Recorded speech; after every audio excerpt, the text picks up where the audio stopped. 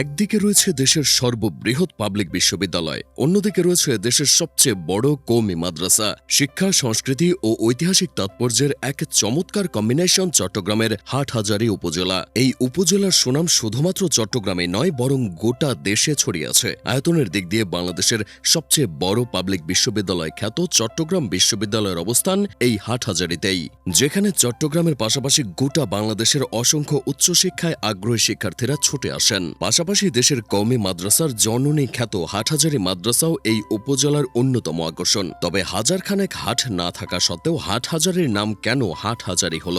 মূলত মোঘল আমলে এই জনপদ পরিচিত ছিল আওরঙ্গাবাদ নামে। স্থানীয় শান্তিরক্ষার সুবাদে সে সময় এই অঞ্চলে 12 জন হাজারী নিয়োগ দিয়েছিল বাংলার তৎকালীন মোঘল শাসক। হাজারীরা ছিলেন মূলত নবাবের অনুগত কর্মকর্তা। তবে পরবর্তীতে এই 12 জন হাজারী নবাবের আদেশ অমান্য করে নিজেদের দায়িত্বে অবহেলা করা শুরু করেন।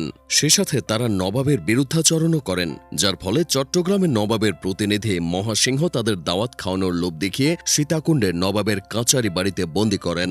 সেই 12 জন হাজারীর মধ্যে 2 জন নবাবের বশ্যতা স্বীকার করায় তাদের ছেড়ে দেওয়া হয়। বাকি 10 জনের মধ্যে 2 জন কোনো রকমে পালিয়ে প্রাণ রক্ষা করেন এবং বাকি 8 জনকে আটক করে পাঠিয়ে দেওয়া হয় মুর্শিদাবাদে নবাবের দরবারে, যাদেরকে লোহার পিঞ্জিরায় বন্দী করে গঙ্গা নদীতে ডুবিয়ে মারার আদেশ দিয়েছিলেন নবাব। অন্যদিকে নবাবের কাচারি বাড়ি হতে পালিয়ে আসা হাজারীদের মধ্যে একজন ছিলেন বীর সিংহ হাজারী, যিনি নিজ এলাকায় একটি হাট প্রতিষ্ঠা করেন এবং তার নামানুসারে সেই হাটের নাম দেওয়া হয় হাটহাজারী। পরবর্তীতে গোটা জনপদে হাটহাজারী নামে প্রসিদ্ধ হয়ে ওঠে। 246 বর্গ কিলোমিটার আয়তনের এই উপজেলা চট্টগ্রাম শহর হতে 15 কিলোমিটার উত্তরে অবস্থিত। খাগড়াছড়ি ও রাঙ্গামাটির সাথে চট্টগ্রামকে যুক্ত করেছে এই উপজেলা। 1929 সালে গঠিত হয় হাটহাজারী থানা এবং 1983 সালে হাটহাজারী উপজেলার মর্যাদা পায়। বর্তমানে এই উপজেলার অধীনে 14টি ইউনিয়ন ও একটি পৌরসভা রয়েছে। এখানে বসবাস করে প্রায় 5 লক্ষ মানুষ, যাদের মধ্যে 90% মুসলিম, 9% হিন্দু এবং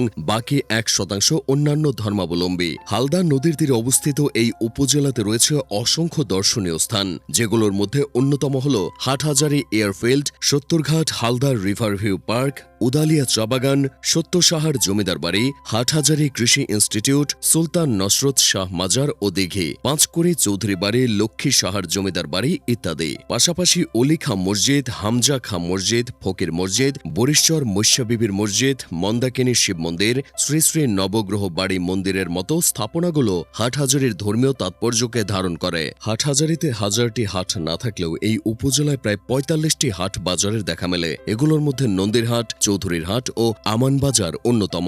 চট্টগ্রামের এই উপজেলা থেকে নোবেলজয়ী অর্থনীতিবিদ ডক্টর মোহাম্মদ ইউনূস, মধ্যযুগের খ্যাতিমান কবি আলাওল, দেওবন্দি ইসলামী পণ্ডিত আব্দুল ওয়াহাব, কথা সাহিত্যিক মাহবুবুল আলম, চলচ্চিত্র পরিচালক সত্য সাহার মতো অসংখ্য জ্ঞানী গুণী ব্যক্তিরা উঠে এসেছেন। ইতিহাস, ঐতিহ্য, শিক্ষা ও সংস্কৃতি মিলিয়ে চট্টগ্রামের অন্যতম এই আইকনিক উপজেলার নাম হাটহাজারী।